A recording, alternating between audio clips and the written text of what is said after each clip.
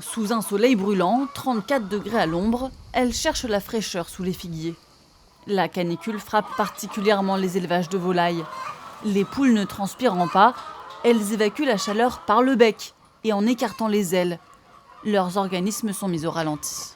À chaque degré au-delà de 23 degrés, elles mangent un peu moins. Donc après, c'est sûr que ça impacte la production. Donc à partir de là, il y a des additifs, des supplémentations qu'on met dans les aliments pour pallier à ça. Mais cela ne suffit pas.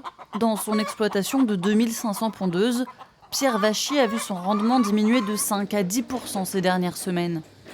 Et au moment de mettre ses œufs en boîte, Ça calibre par grosseur, par poids, donc les XL, les L, les M et les S. les plus gros ont presque disparu. Ouais, on va dire que là, je dois avoir même pas 10% de ce que j'ai d'habitude. En XL. Ouais, voilà. Une perte économique car ces gros œufs sont vendus 30 centimes plus cher la boîte que des œufs moyens. Pour les propriétaires de poules particuliers aussi, des problèmes se posent. La qualité de la ponte peut être affectée par la canicule. À cause de la chaleur, elles peuvent faire des œufs qui ont la coquille qui est molle jusqu'à se casser. C'est un manque en fait de carbonate de calcium, donc qui est le calcaire qui va fabriquer la coquille.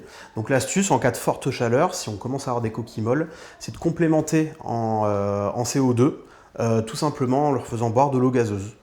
Et en les faisant boire tout court, l'hydratation est essentielle pour les maintenir en bonne santé.